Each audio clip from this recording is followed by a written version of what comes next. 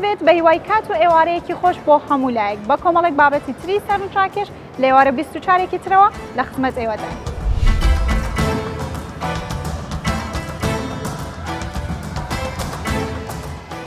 لە گوندی دەرەتفەی ڕۆژهەڵاتی کوردستان مرۆڤەکان و لەقلەقەکان هۆگری یەکتر دەبن.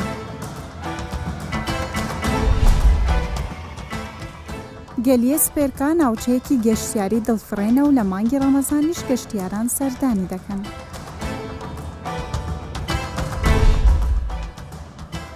لە ڕانیە ئافرەتێک لە ڕێگەی دروستکردنی کارگەیەکی شنامەنی هەلی کار بۆ چەندین ئافرەتی تر دەرەخسێنێت.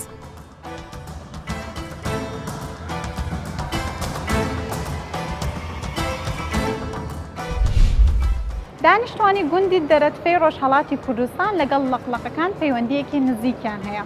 ساڵانێکی زۆرە لەقلەقەکان ڕوو لەو گوندە دەکەن، واروە خەڵک خۆیان لەسەر ئەمود و دارەکان هێلانەیان بۆ دروست دەکەن. وای لە هاتووە خەڵکی گوندی دەرەتفەی و لەقلەقەکان هۆگری یەکتر بووینە.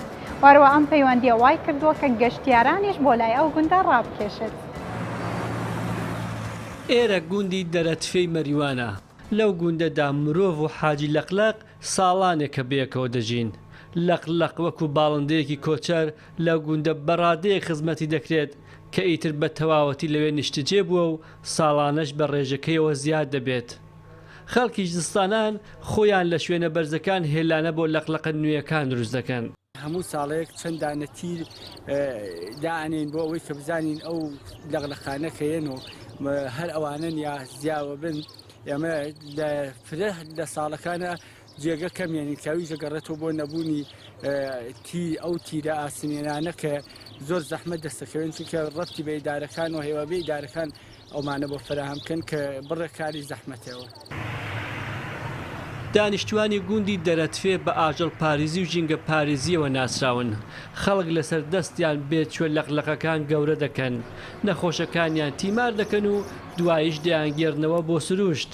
بەڵام ئەم باڵندانە دەرەفتێ بە نیشتیمانی خۆیان دەزان و لەوێ دەمێننەوە. لەقلەق و دیمەنە سەرنجڕاکێشەکەی ئەو ناوچەیە گەشتیارانیشی تووشی شۆک کردووە. این منظره و این لکلک ها کە هاتمە ئێرە ئەو دیمەن و حاجی لەقلەقەمان بینی سەرمان سوڕمە، نەمان دەزانی چی بکەین. زۆر سەرنجڕاکێش بوو، ناتوانم هەسم دەرببڕم. ئەو دیمەنە زۆر جوانە، هەر دەڵی لە ئێران نیت، ژینگەیەکی زۆر سەحراویە. ژمارەی لەقلەقەکانی گوندی دەرەتفێ دیار نین، چونکە جگە لەوەی زاوزەی ساڵانەیان هەیە، هەواڵی خۆشی ئەو گوندە ساڵانە لەقلەقی نوێش دەکێشێتە ئەم گوندە. لە دەوروبەری زرێبار سروشتی جوان و بەیەکەوە ژیانی لەقلەق و مرۆڤ گوندی دەرەتفێی کردوتە شوێنێکی سەحراوی. زۆرجار لەلایەن خەڵکەوە گلەی ئەوە دەکرێت لەگەڵ هاتنی مانگی ڕەمەزان لەلایەن بازرگانەکان و خاوەنکارەکان نرخی خواردن و شتومەک و کاڵەکان بەرز دەکرێتەوە. ئەمەش دەبێتە هۆی ئەوەی کە خەڵک بارێکی قورسی داراییان بکەوێتە سەر لەم مانگەدا. بەڵام جیاوازتر لە هەمووان شەربەت فرۆشێک لە شاری کەرکووک لە مانگی ڕەمەزاندا نرخی شەربەت و ساردەمەنی دادەبەزێنێت بە جۆرێکە هەموو کەس بتوانێت لەسەر سفرەی بەربانگ شیرینی و شەربەت دابنێت.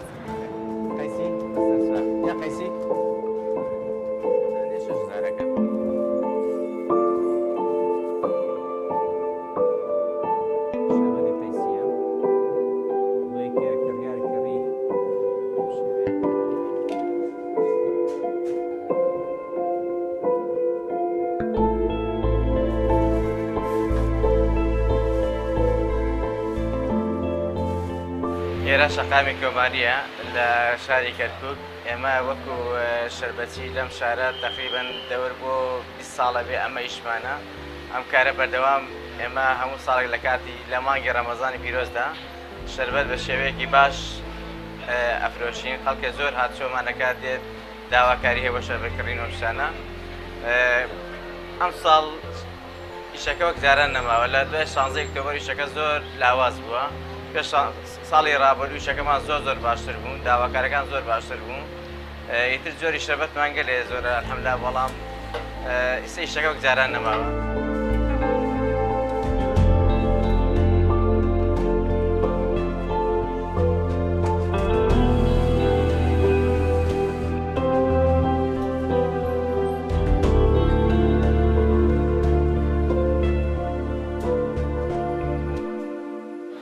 شەربەتەکانشمان زۆرمان زۆرە وەکو مێوش شەربەتێکی زۆر باشە بۆ ڕۆژیوان خەڵکە زۆر داواکاری هەیە لەسەری ڕۆژانە زۆر کەس بە تایبەت بۆ مێوش دێت شەربەتەکان کەس بە هەمان شێوە وەکو هەنارە جۆزندە مۆزە پرتەقاڵە لیمۆیە مۆزی سەوزە ئەم شتانە هەمووی داواکاری باشی هەیە لەسەری ئێمە هەموو ساڵێکلەکە لە مانگی ڕەمەزان پیرۆزە تا پێمان بکرێن نرخەکانی داگرین بۆی خەڵکی فەقیر بتوانێت دەستی بکەوێت بە شێوەیەکی ئەرزان بیباتە بۆ ماڵ.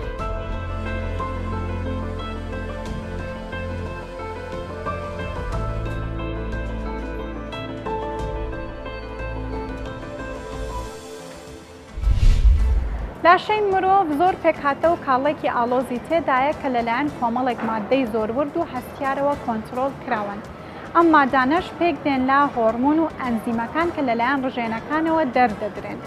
دەردە ڕژێنی دەرەقی یان گلاندی دەرەقی باوترین جۆری ڕژێنەکانە کە دووچاری کێشەی تەندروستی دەبێتەوە. وارووا جۆری نەخۆشی و کاتەکانی خواردنی دەرمانەکان لە نەخۆشی ڕژێنی دەرەقی گرنگە بە تایبەت لە کاتی بەڕۆژوبوون.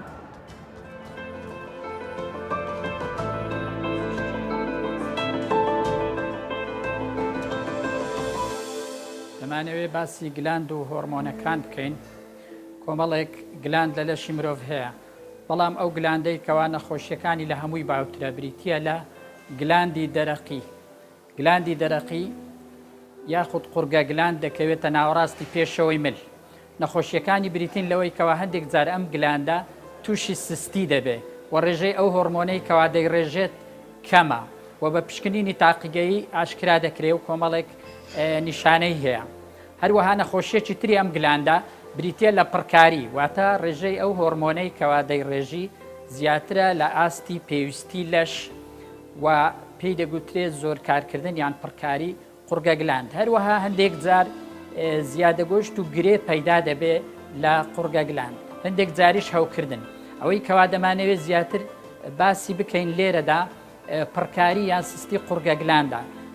سستی قورگە گلاند یان گلاندی دەرەقی کاتێ سست کار دەکا و ڕێژەی ئەو هۆرمۆنەی دەیڕێژێت کەمە، چارە سەرکردنەکەی بریتە لە یەک دانە دەنگکۆڵا یان یەک حەب کە ڕۆژانە وەری دەگرێەوە هەندێک جار دەکرێت بە دوو و پێویستە نەخۆش بە درێژایی ژیان وەری بگرێ ئەوانەی کەوا سستی قورگە گلاندیان هەیە. بەش بە حاڵی پەیوەندی بە مانجی ڕەمەزانی پیرۆز ئەگەر هاتوو سستی قورگە گلاند زۆر بەهێز نەبێ و تەنها دەنگکۆڵەکە دەتوانێت لە شەو وەری بگرێ یاخود پێش پارشێوکردن و دەتوانێت ئەو کەسا بە ڕۆژوو ببێ. نەخۆشیەکی تر بریتە لە پڕکاری یان زۆریشکردنی قورگە گلاند کاتێ ڕێژەی هۆرمۆنەکە زۆر بەرز دەبێتەوە زیاتر لە پێویستی لەش. لەو حاڵەتە چارەسەریەکەی بریتە لە کۆمەڵێک حەب کە هەندێک جار 2 جار و هەندێک جار 3 جار لە ڕۆژ وەردەگیرێت و ئەو نەخۆشە نیشانەکانی بریتە لە دڵە کوتەیەکی زۆر و دڵە ڕاوچێ و ئارەقەکردنەوە و زووبرسیبوون و ئەمانە. ئەوەیان زۆرینیان چاکتر وایە بە تایبەتی لە سەرەتای نەخۆشیەکەیان بە ڕۆژوو نەبن و دەرمانەکانیان بەکاربێنن پاشان کاتێکەوە جێگیر بوو نەخۆشیەکەیان وەکەوتنە سەر چارەسەرکردن و چارەسەرکردنی پێویستە لە 6 مانگ هەتاوەکو ساڵێک و نیو هەندێک زاریش درێژتر دەبێتەوە کە دەنگکۆڵەکان یان حەبەکان وەردەگرێت. ئەو کەسانە وەکو باسم کرد لە سەرەتادا چاکتر وایەکەوە بە ڕۆژوو نەبن. هونەرمەند زاهیر غەریب هونەرمەندێکی بە ئەزموونی شانۆ و درامایە لە شاری سلێمانی. ئەو هەمیشە بەکارەکانی خەندە و پێکەنینی خستۆتە سەلێوی بینەران. واروە ئەم هونەرمەندە بە شێوەیەکی گشتی لە ناو خەڵکی بەزالە ناسراوە کێکێکە لەو ڕۆلە کۆمێدیانەی پێشتر گێڕاویەتی. واروە ئەم هونەرمەندە بۆ ئێوە 24 ئەمڕۆ باسی ژیانی هونەری و تایبەتی خۆی دەکات.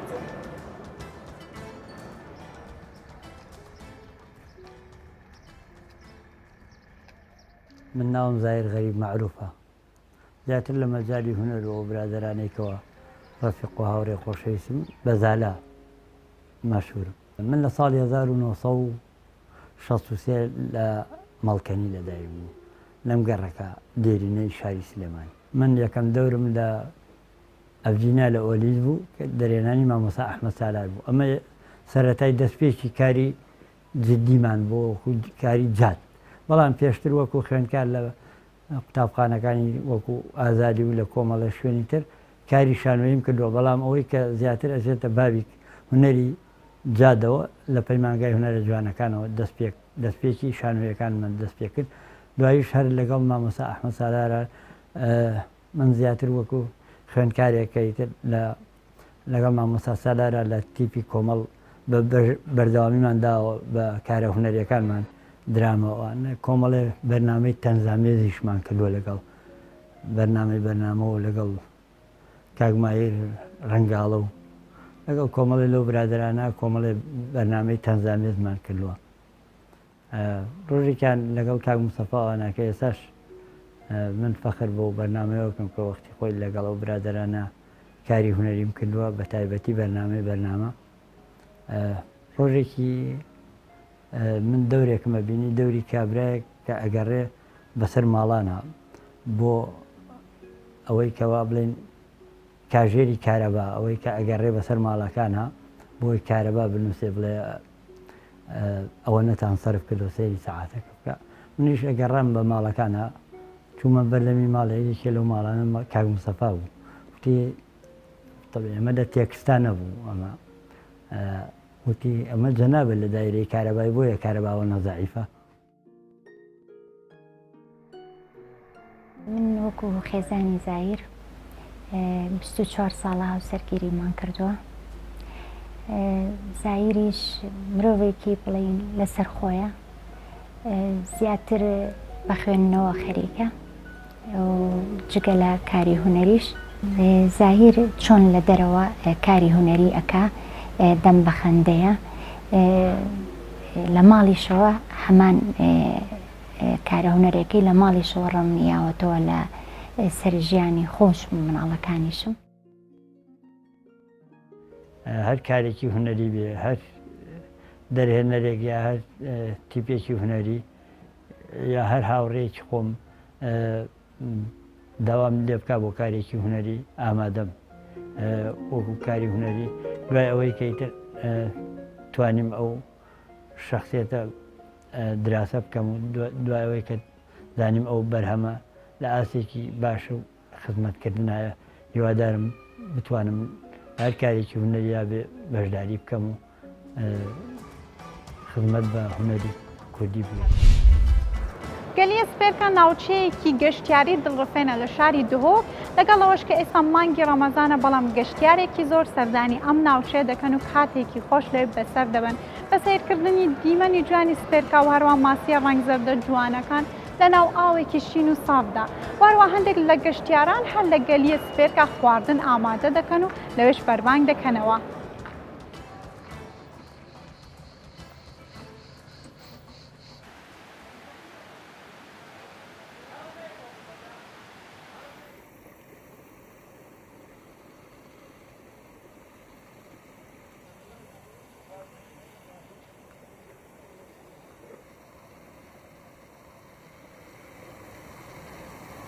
Vere geliye zêwe hatira niyasîn geliye sêpirka vere avê taziya û pirê ciwan û masê ciwanê tê de hene lê vere gelek mişkîle bûma çêt bin wekî kehrebê û neçêkina dukana metema findeqa evel vêrê nînin û xelkê me jî vara gelek pîs ket em daxwaziş hemî xelkî dikin vêrê her kesê bête vê rabê ciya xwe baş paqij biket seyranî roj bi rojê bi vêrê zêde dibin û govê Remezana bes înşallah piştî Remezanê şûlekê baş li vêrê te kirin bes divê bête çêkirin hindeka xelkî gundî vê govê dest bikiriye çê dikin înşallah bo piştî cejnê dê xilas ke.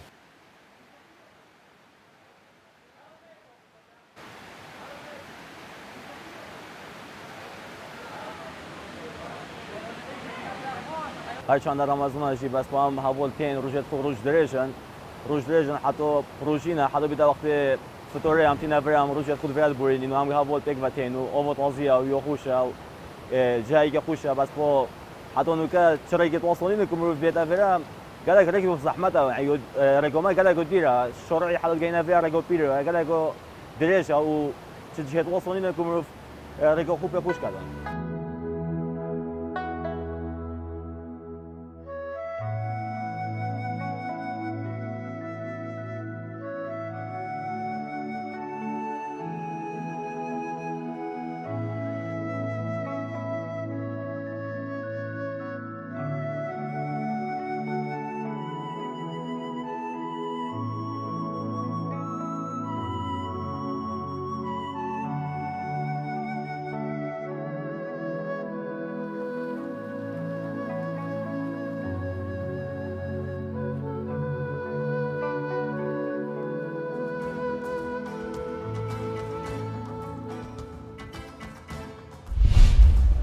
زۆرن ئەو سەرمایه‌دارانەی کە ڕۆژانە باسی سەرکەوتنەکانیان دەکرێت و قۆناغەکانی کارکردنیان وەکو پند و ئامۆژگاری دەگێڕێتەوە.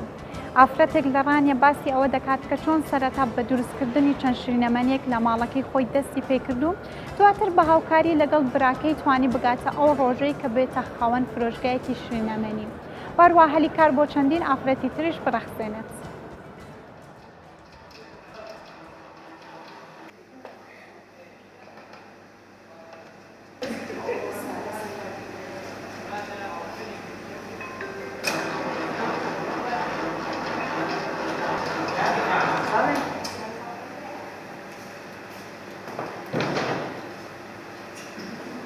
من ناوم دیاربەکر قادرە، دانیشتووی ڕانیەی خەڵکی ڕانیە بە ئەسڵی. ئەو ئیشە بیدایەت لە ماڵەوە دەستمان پێ کرد، وەکو زۆر تەڵەبی خەڵکو و داواکاری خەڵکو و زیاتر ئیشەکەمان بڵێن خەڵک زۆرتر بەدڵی بوو، ئیشێکی با بڵێن کەم بوو، وا بێت کە ئافرەت با بڵێن ئیشێکی ئاوا بکات و مثلا لە ڕووی پاکخانی لە ڕۆیەوە کە ئافرەت بیکاو لە ڕووی ئەو شتانی کە زیاتر پێویستە بە کۆمەڵگە تێدا مەوجود بوو. بە چاکمانزانی بینین کارگەیەک دابنین تا چەند ئافرەتێکیش لێ ئێمە سونمەند بن، بەس خانمان بە زۆری کار دەکەن لێرەدا، پیاوان کەمتر کار دەکەن لێرە، ڕۆژانە پیاوانمان هەر لەگەڵ نییە، بەس شانە کاتی فرۆشتنەکان پیاو دێت دەنا بە زۆری ئافرەتان ئیشەکە دەکەن لێرە. ڕۆژانە مەسەلەن 15 ئافرەت یان خۆ 10 ئافرەت بە ئیشی ڕۆژانە دەورە دەبینێت. مەسەلەن ڕۆژی وایە ئیش و کار زۆرترە، 15 ئافرەت 18 ئافرەتی لێیە، ڕۆژی وایە 5 ئافرەت یان 10 ئافرەتی لێیە.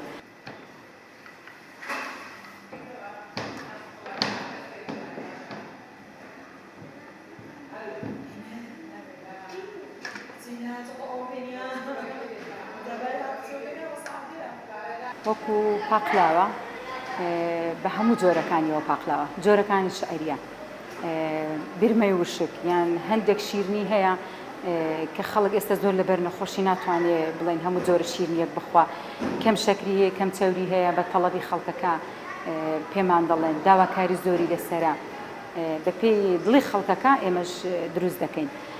بەو هۆیەوە ئێمە مشتری شتی تایبەتی خۆمانمان هەیە، خەڵکێکی زۆر دێتە ئێرە.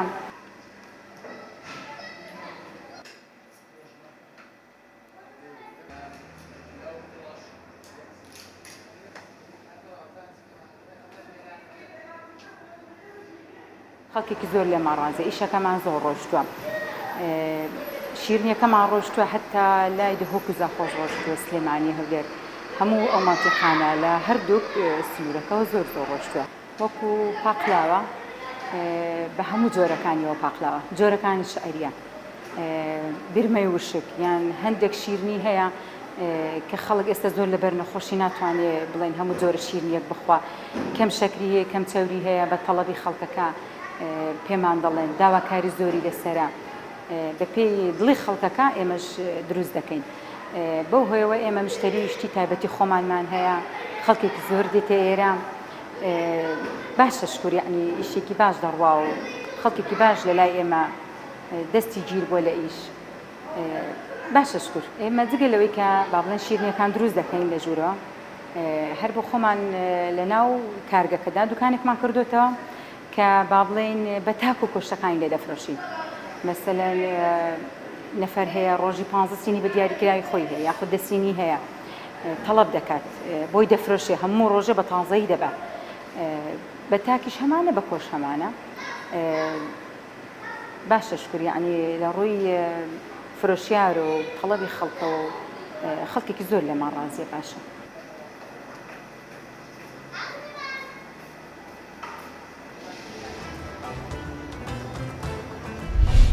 بابەتەکانی ئەم جارەی ئەوارە 24 کۆتاییان پێات، هەر شاد بن.